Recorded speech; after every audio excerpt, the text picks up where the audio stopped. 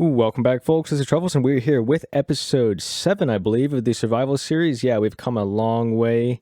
It's getting kind of harder to keep track of these things. I might just have to change the intro a little bit. But anyway, I believe we have a massive Nether Wart farm, which we built last episode. It's looking pretty bad right now, so I think we're going to do a little bit of that. But before then, I want to get a tree farm built. Yeah, I mean, we do have a tree farm, but let's see, where are my saplings at? Sure, there's not a whole lot of saplings there, but anyway, we can currently grow oak saplings and birch saplings just fine, but when it comes to jungle, acacia, spruce, dark oak, we basically have a bit of a problem. So I think I'm going to go out and clear out some new space for a tree farm and see what we can do.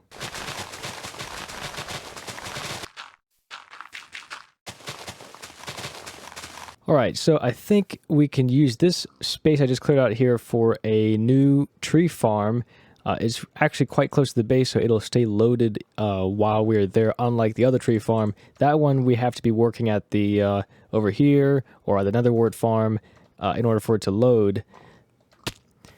But unlike the old one, we should be able to just plant down trees of any size, really, and they should grow out to their full size without any of the leaves being hindered. So we're going to need a lot more space for the trees to grow in.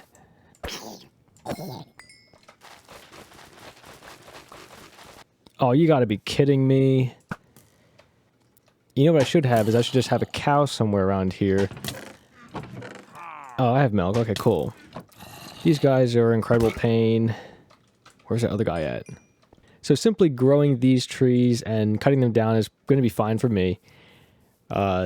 The jungle trees are a lot more of a pain, but I think we might not be making 4 sapling trees out of it. So let's just create a layout here of a tree farm. Is again manual, and I'm going to be using the path blocks like normal. I want to set up a pattern, right, so we can grow either single sapling trees or 4 sapling trees. Actually, we haven't done acacia yet. I just want to see what this does. See, the problem is these trees kind of like shoot out to the side like this, so we have to make sure there's enough horizontal clearance for all the different trees in order to efficiently drop saplings.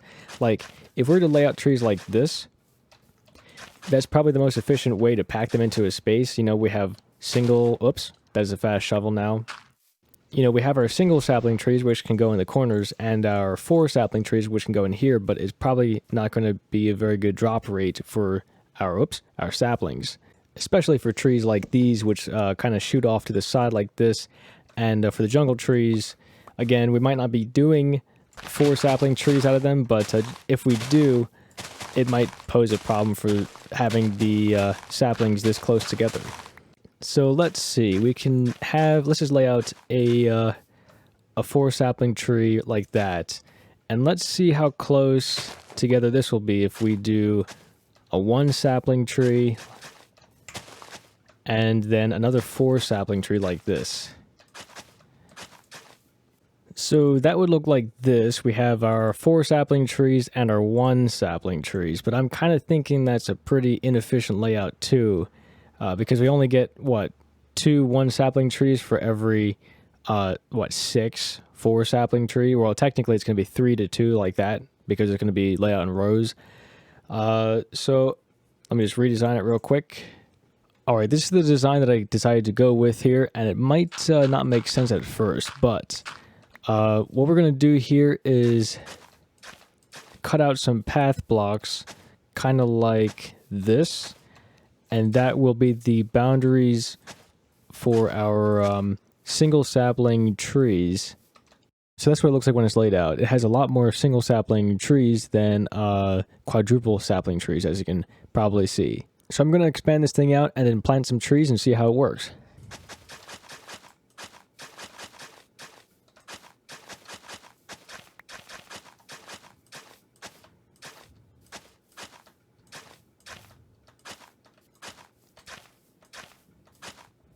Okay, so just to give you an idea of just how big this farm is, well, it's actually pretty small. So as you can see, the whole place is almost filled up, and we didn't really utilize all the space on the ground, but at least this is a dedicated space where we can grow trees. Like back there, we've got the dark oak. We've got acacia going down the middle there. I believe they're far enough apart to drop adequate saplings. Plus, we have our spruce trees, of course, our jungle back there. And I noticed one thing that I don't remember when they added this feature, but when you grow a, I don't know what you call this tree, it's just a big spruce tree. It puts podzol down on the ground, replaces grass with podzol. It doesn't really affect growing trees, but it will affect the look of the farm. And I'm not sure if we will grow these trees or not. But yeah, for the most part, that thing's pretty much done. It's just a little quick thing to make sure that we can grow all the different types of trees. Okay, now that we got a bunch of dark oak, I think it's time that we work on the next big thing here, which is going to be prettying up this this Nether Wart farm. I think the first thing I want to do here is make a bunch of slabs, and what we're going to do is make a guide system so that we don't walk into the Nether Wart. It'll just be a quality of life improvement, really, but doing this will prevent us from being able to collect the Nether Wart as well. So we're going to have to create another system for collecting Nether Wart. Okay, so let's see where this water will go if we place it there. I think we're going to run into an issue with that. So, because the water is actually running out to its maximum length here, we have to place water, like source blocks, at every single one of these blocks, even the pathway here. So that might be a little bit of an issue. Or, alternatively, as I probably should have figured out, we can just run water from the back here. And then I'll reach all the way to the middle. In fact, that is actually way more efficient than what I originally had in mind. Another problem I've noticed here is these magma blocks really do not emit that much light. I don't think it's bright enough to prevent mobs from spawning, so we're going to have to figure out another way to light this place. Let's try this. I'm going to try to put some lampposts up and see how bad this looks. Ooh, that's bright. Too bad that we don't have the chain block in this version of the game yet. That would be so cool. In fact, I think if we're able to update to the next version, I'll just hang chains from the ceiling. Let's see, 9 here and 8 here. That's kind of not great. That means we actually have to space these things apart. Wait, these are slabs. So we can probably take it all the way down to 7, right here. That's a block there. Let's just build this real quick. So that would be, I think, a 3-block gap. So 1, 2, 3, and then we build another one right here. And let's just check the light level now. So we're at 7, 8, 9 at the base of the light. 8, 7. So even though this is 7 right here, I believe that mobs will not spawn here. Because if you go 1 block over, where's my axe? It should be a light level 8. It is light level 8, but since we're inside the soul sand block, it doesn't show it. So anyway, I'll put up some lights and see what this place looks like. So we have 3 blocks in between each lamppost, right? That would mean that we would have to either have a 3-block gap here or put lampposts right here in order to make this thing balanced. And I'm not going to have any of that. So I think I'm going to expand the entire farm 1 block in this direction and 1 block in that direction to fix this problem.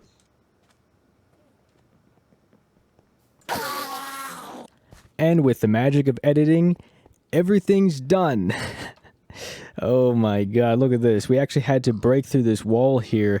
When I said I had to extend it out like 1 block in either direction, that actually turned into something like 2 or 3, maybe even 4 blocks. I can't even remember now. But holy cow, we got this thing lit. Oh, and by the way, check out what this place looks like at night. Holy cow. That looks pretty cool. I mean, these kind of look like really, really short street lights, but again, we had to have them that low and that close together so that we could have the optimal amount of light at the bottom there without doing any trickery with the magma blocks. There's also the slight issue of if there's nether wart that lands on the path here, that it's not going to get swept away by the water, unfortunately. Now, speaking of water, let's figure out what we're going to do about our water system here. Since we're going to have the water coming out from the two sides here to the center, we're probably going to have a channel in the middle here, which I'll just dig out real quick. All right, and I was trying to figure out what we should put here for the middle block. I was thinking maybe iron bars, but they will stick to these blocks here, which is going to be a bit of an issue. Another thing we could do is trapdoors on one side, but that will look kind of unsightly. So, yeah, it's a tough decision to make. What I think I will do, though, is run some stained glass panes down the center of the building. Hopefully, that will look okay.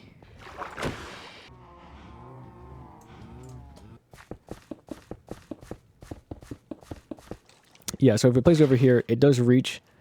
It will push an item all the way over into that gutter. So we could put dispensers here, and that would be fine.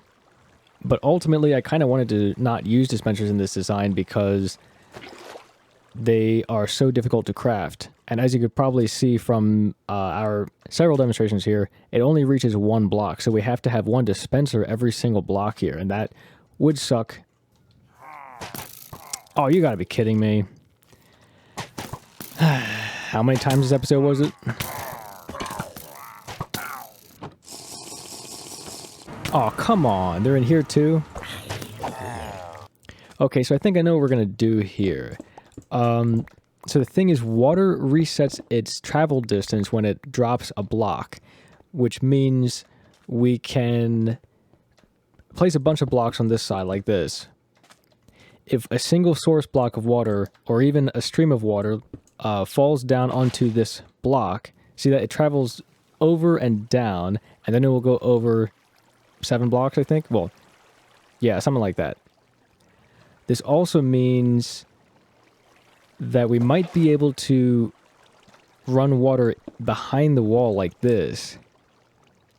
And we might even be able to like split the water depending on how far away we start our stream. Okay, so I dug a channel going the entire way along the edge of the farm. Let's see if we can jump into the farm and take a look at what this means exactly. When we place water back here, it reaches almost all the way, there we go, to that set of glass panes. So what that basically means is, let's hop back out again, if I can, whoops, if I can get my way out. Okay, so this is a scale model of the of our Nether Wart farm's water system. So this area is where the farm actually is, and the gray area, or the black area, is going to be underneath of the walkway. And yeah, there's going to be 2 of these things. This is the, like, you know, this would be the right side, and then there'd be a mirrored one on the opposite side. So this giant gray pad is an example of what we're going to be doing with the water. So if I place a water bucket there, the water does flow to the edge here and goes down and all the way out to here. This is where we actually need water to end up at. But as you notice, when the water reaches the end of this thing, it can theoretically still flow another couple blocks, but it doesn't because there is a drop here. That causes the end of the water to, you know, be perfectly flat 3 blocks wide, which is a very interesting property of water, which we can exploit. Man, this thing took quite some time to build. It might look like a big jumble of random blocks at first, and that's kind of true, but what it does is it takes our single water stream, splits it into like 6 or something different water streams, and they all end up at the back here. I think this whole thing is like 17 blocks wide or something, so that's pretty ridiculous, but there's a major downside to it, and that's just the sheer thickness of it. I'd say there's definitely a compromise between sheer size, or rather, I guess you call it efficiency, and speed, plus bulk. So I think we might design something that is not as radical as this. It'll require more dispensers per side, but dispensers aren't that bad. All I wanted to do was prevent us from having to put down, like, you know, 1 dispenser every single block all the way down both sides. Alright, so I think I've found an elegant but expensive solution. So I have some dots here laid 2 blocks apart, and this might seem kind of strange, but it works perfectly. Yeah, so I think this is what we're going to just do because it only takes up 2 blocks vertical, and that's what I was going to do anyway. And it does solve our problem. So we're using like 38 some dispensers. I mean, at least it's not like 100 like it was going to be before. So that's a good thing. Either way, it's definitely about time that we build this thing. I mean, we've been talking about it long enough, and I've definitely spent way too long engineering for this thing. So let's just get right to it and build it.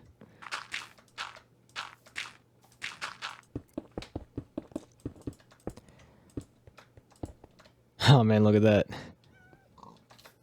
Gee whiz. But we're going to run into plenty more problems down the line here.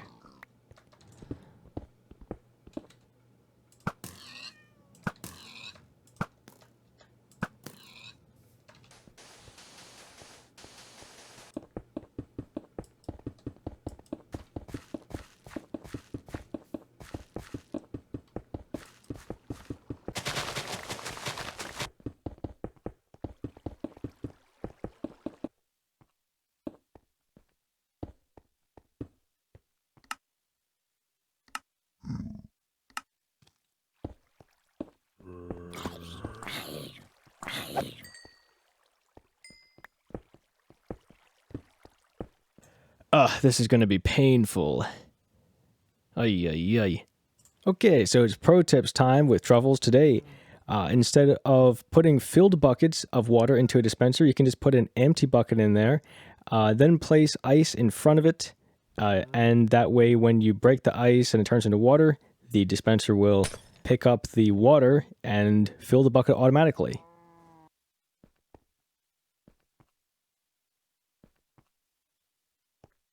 Alright, so I think it is time for a first run here. I'm just going to place down a bunch of ice and break it. It's effectively going to harvest the farm, so I better do this quick.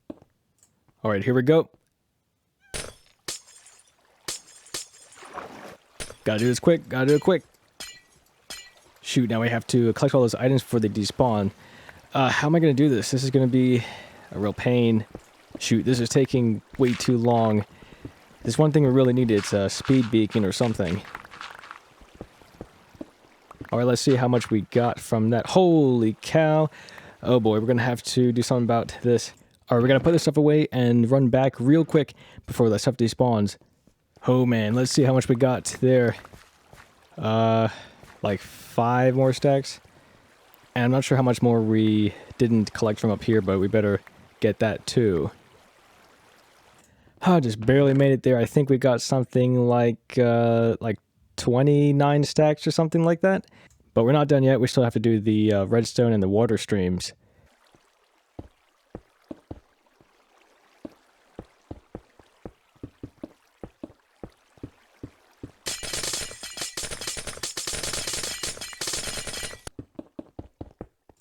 Okay, I think if we break this, hopefully the water stream will go all the way down to the bottom of this. And yeah.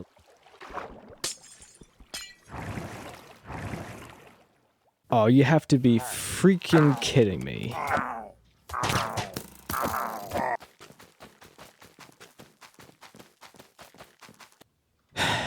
You know, if there's anything I've learned from doing massive projects like these, it's that even if you spend a really long amount of time on that project, it doesn't necessarily mean that you're going to have a lot of high quality usable footage from it.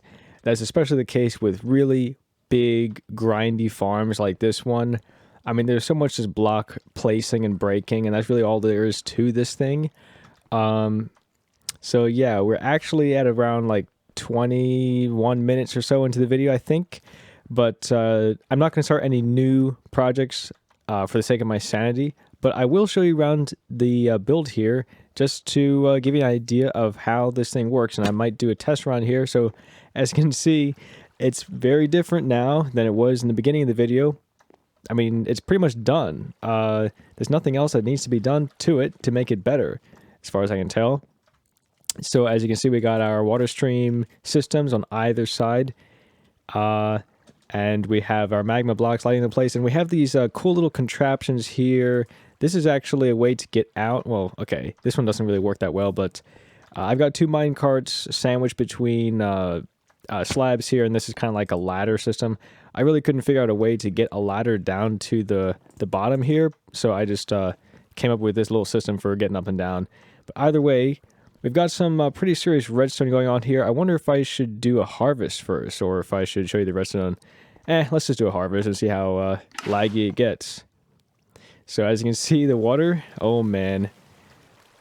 The water seems to work just fine. Of course, we do get some drops landing in the middle here, which is perfectly fine. And as you can see, the whole thing is timed out perfectly, more or less.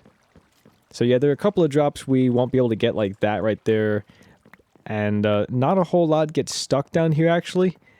I think, let's see how much we get here. Maybe half a stack to a stack of items get stuck at the bottom. But that's really not that much compared to how much items actually get produced by the farm. Take a look at, oh crap. Take a look at this. That's our output from the thing. I probably won't have enough, you know what, let's make a couple chests. Let's make a couple chests here and just see how much we get. So I'm going to stand right here and just keep clicking them in. Oh man, that is a lot. Something like 18, 19, 20, yes, counting. I can totally count. 19 and a quarter stacks, I think. That's not bad at all, I'd say. Let's take a look at the redstone real quick. So, yeah, this is just a really, really simple contraption. We just got a button hooked up and a slab here with some redstone wire on it. It just runs all the way down here to a fader burnout circuit. I use these things all the time. There's just a bunch of comparators, and it lengthens the signal a lot. Then we got this observer here taking signal off of this redstone repeater. The repeater doesn't actually give any power to this line here. It just simply tells the observer to pulse twice. So, and then we got some torch ladders going all the way up to our control circuits for the dispensers on both sides. Pretty massive line of redstone going along here, but doesn't really have a whole lot of delay. It's pretty reasonable. And now we're inside of the potion lab. Of course, this is not done yet, but our Nether Wart farm has gotten so big that it is encroaching on our potion lab now. Another interesting thing is this little contraption in the middle here, which doesn't seem to be working quite right. I wonder how much drops we're losing this way. It's not that bad. It's only like, you know, half stack. But anyway, this thing's supposed to divert items around our redstone line here. Haven't figured out a really good method for routing water otherwise, but our water and our redstone kind of go in the same path here. And there is a bubble stream underneath of that sends the items up an item elevator where they pop out here and just simply get shot across, as you probably could see by the items just sitting here. So yeah, that thing works pretty well.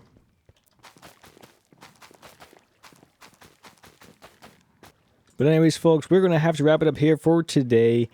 This project was definitely, I'd say, a success, but we've definitely done enough farming for 2 episodes. So yeah, I hope you folks enjoyed it. We'll be doing smaller projects from now on, hopefully, so stay tuned for that. And with that, I guess I'll see you in the next episode. Take care. Bye-bye.